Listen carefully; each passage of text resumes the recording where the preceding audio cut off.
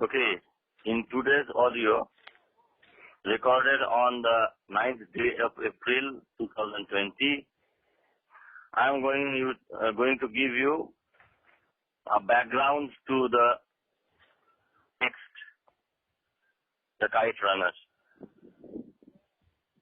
This is important because if you don't know about Afghan history and Afghan society, you will not be able to make any sense of this particular book.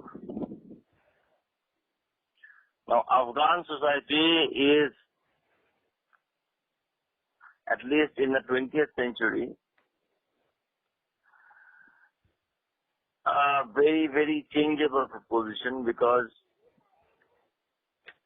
throughout the 20th century, Afghanistan had to go through a lot of turmoil. Afghanistan was a monarchy. The Shahs used to rule this place. And Afghanistan was considered, at least in the 1950s and 60s, Afghanistan was considered along with Iran a progressive country. And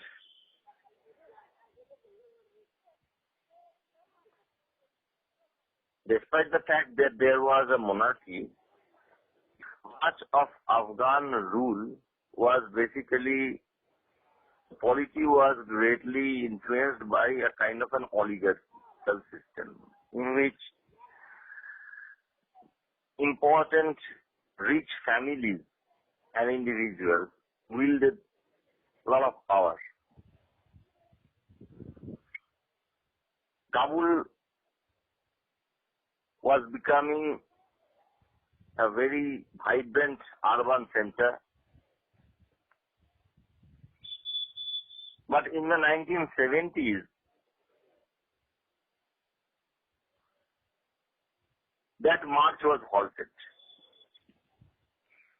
There was a lot of grumbling. Ethnicity was on the rise. That is why the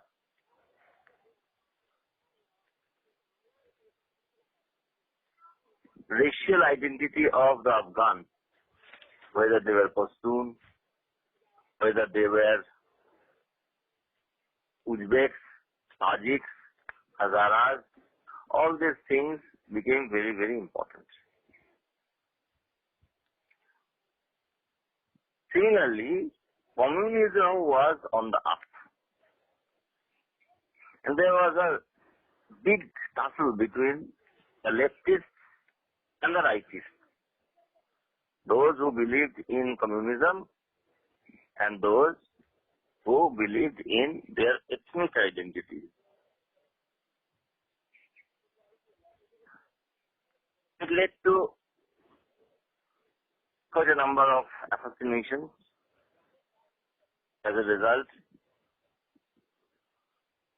a lot of turmoil was created. It is against this backdrop that the subsequent political and social events in Afghanistan should be understood. The ruling monarch was aging and also very frail. He had to go to different countries for medical checkup. And it was during one of those checkups, when he was in Paris, that his cousin, as I have already told you, Daud Khan, affected this coup. And then the Soviets came. Now, you have to understand one very basic thing. The Cold War was at its height. Soviet Union, as the head of the communist bloc, and the United States of America, as the vanguard of the capitalist bloc, they were fighting it out. And because of its location, Afghanistan became very, very important. Now, with the coming of the Soviets, the entire cultures of Afghanistan had to change. Afghans have always been very independent-minded, very, very proud people, even though they were always fighting amongst themselves. They could not tolerate any outside interference. And it has been a case not very uncommon or unprecedented for Afghanistan. So the coming of the Soviets, who believed in communism and who really created a lot of devastation in Afghanistan. They actually ruled Afghanistan with an iron fist. This actually gave the Afghans a lot of anger and ire. As a result, resistance groups of Mujahideen who believed in Islam and who fought for the overthrow of the Choravis, as they used to call the Soviets. Now, it is here that the United States of America butted in. They used to supply money and arms to the Mujahideen faction. And in order to create a lot of disturbance in different places, in different parts of the country, they used to, the United States used to help and promote different warlords in different countries, different places of Afghanistan, different localities. So, this created a devolved command. There was no centralized command as such. As a result, all these warlords became very ambitious in order to increase their power and prestige. They were fighting the Soviets. Now, see, you have to understand one thing. Even though the Soviets were strong, they could not actually cope with the intrepid nature of the Afghans. Today they will crush one village, burn it, and kill all the inhabitants. Next day, their jeeps and tanks will be ambushed. Rocket launchers were supplied by the Americans.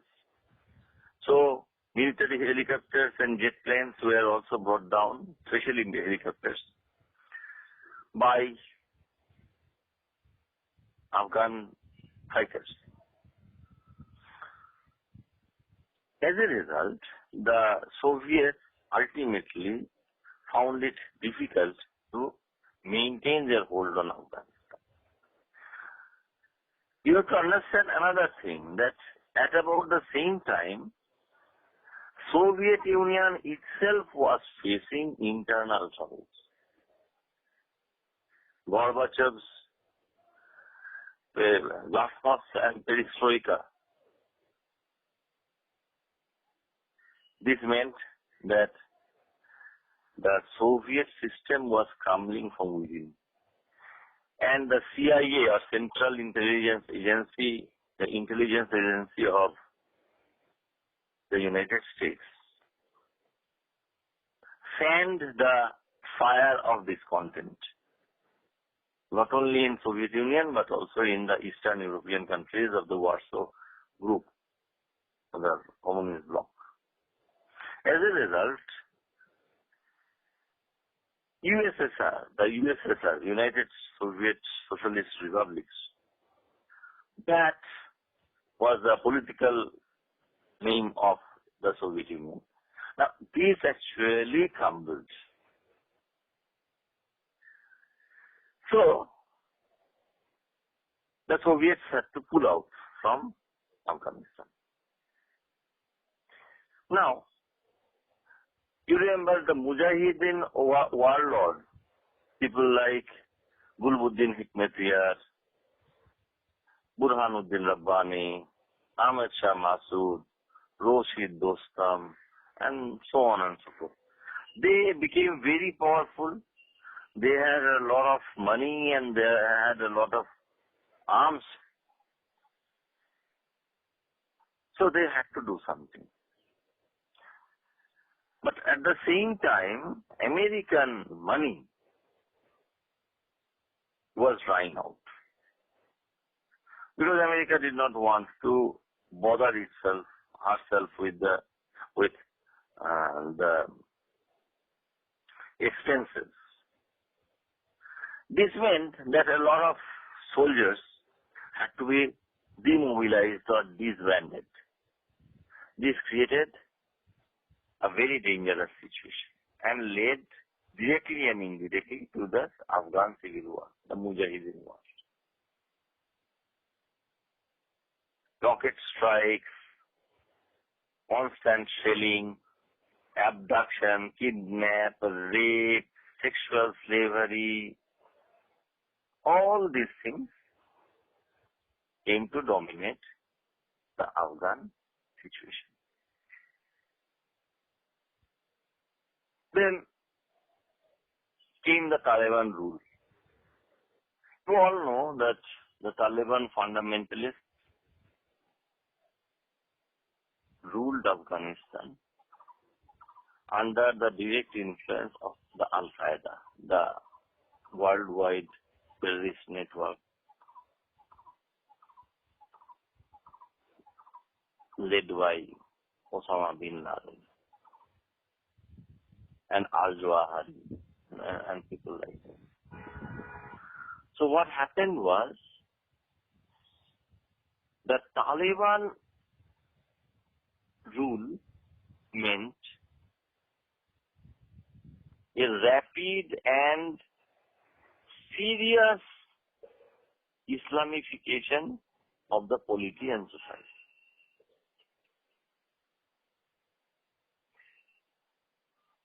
Human rights, women's rights, child rights, all these things took the back stage. And it was a very, very centralized,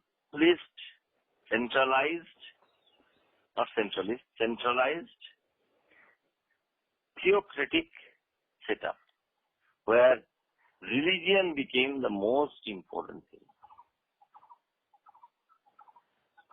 Literature was frowned upon.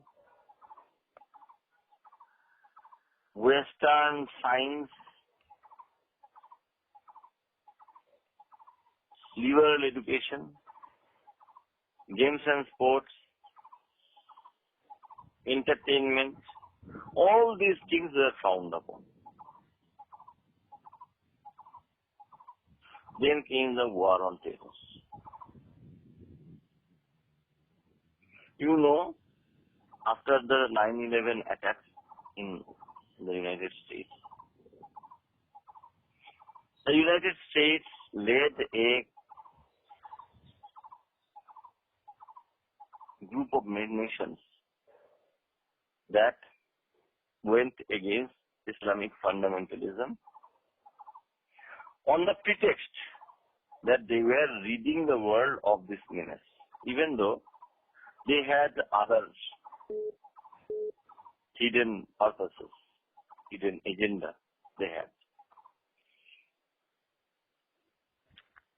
Now, from the coup in the mid-70s, through the Soviet rule, through the Mujahideen civil war, the Taliban rule, and the war on terror and the Afghan war, there was a lot of difference which led to large-scale migration of the Afghans, as I have pointed out in my last lecture as well. Now, this is something you have to understand. Why this large-scale migration? Now, what did this migration mean in reality?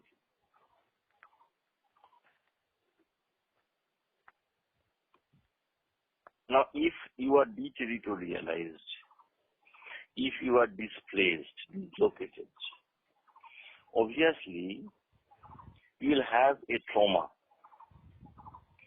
You will have to be mobile. Mobility is one stage of this dislocation. Then you will have memory, loss, nostalgia. That means your longing for the past, for the left time and the left place, the time and place that you have left behind. Amir Aga in the Kite Runner often points out this fact.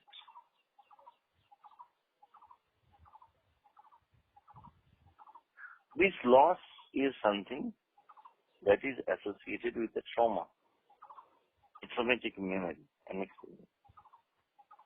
Those who were in their own country very, very powerful, rich,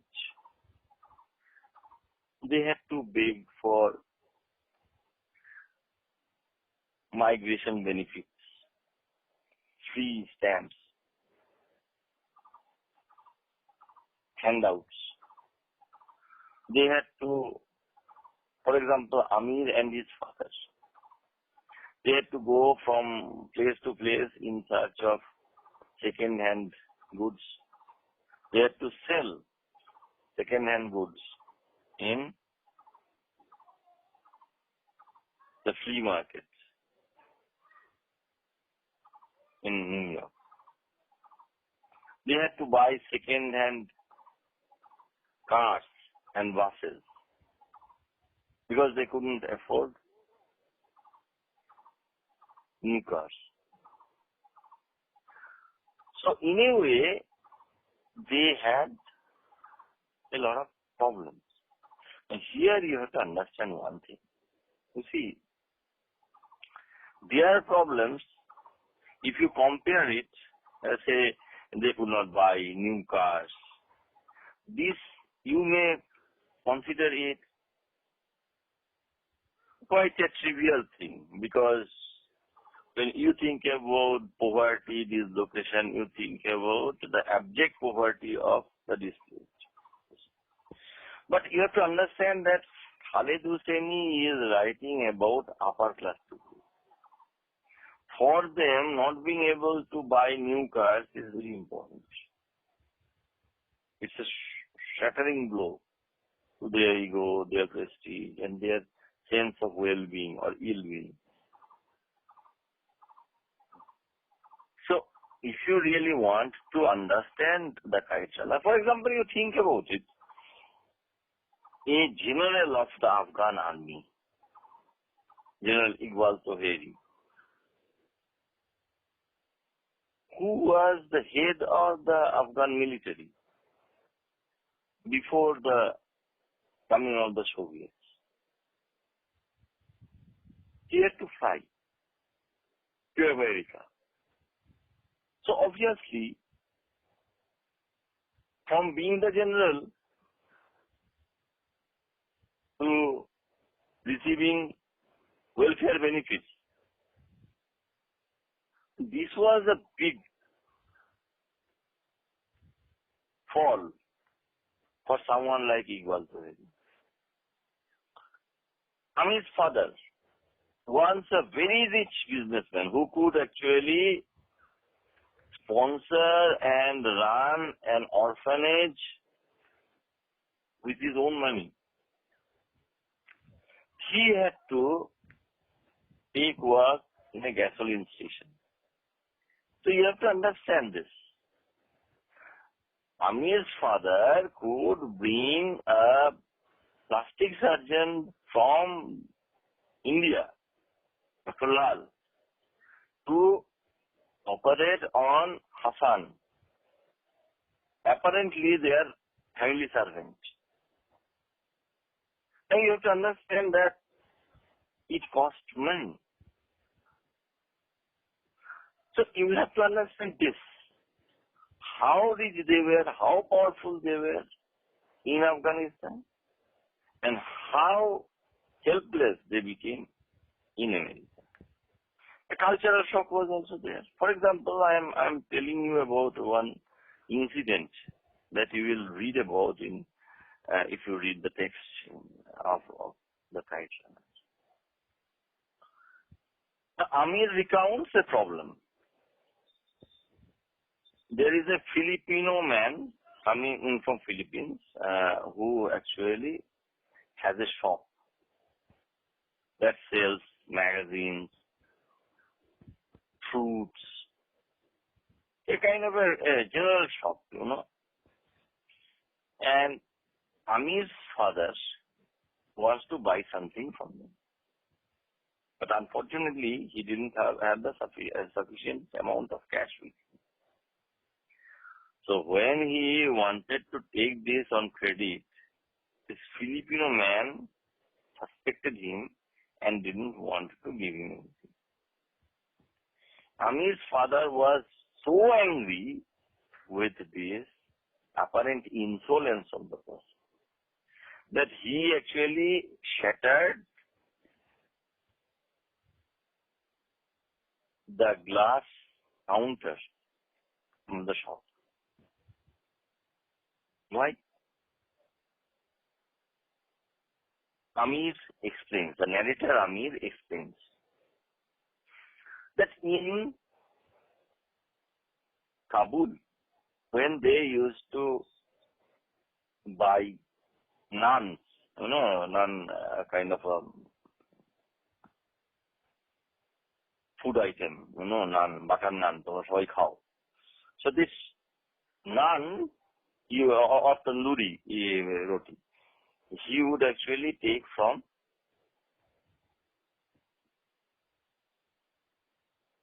the shop, you know, the joint. And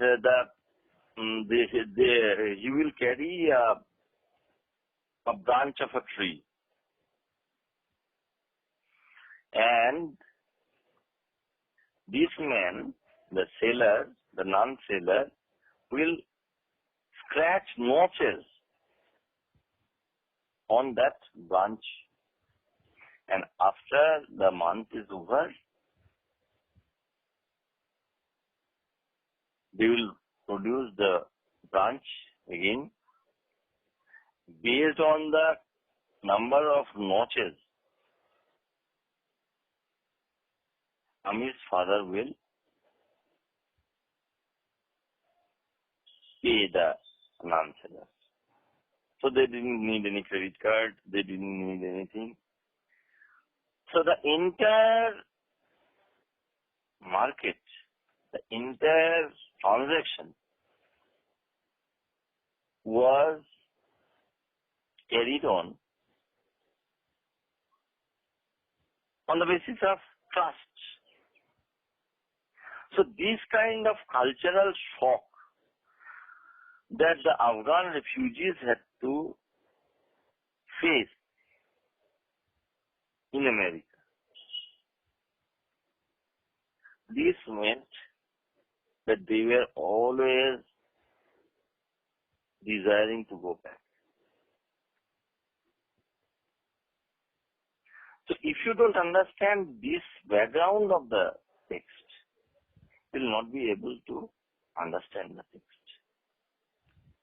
Because the kind of characters that you encounter, come across in this particular text, have all been created by the kinds of experiences that they have had to undergo. People like Amir, people like his father, Iqbal Koheri, Suraya, all of them.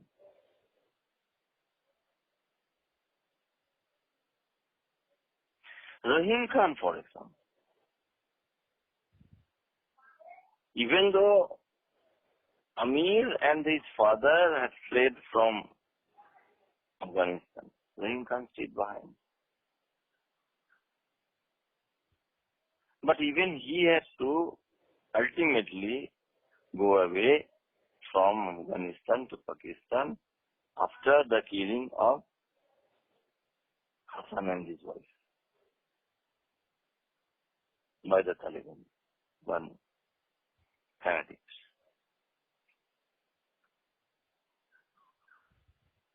And the world that you will encounter in this particular text is basically a male-dominated world.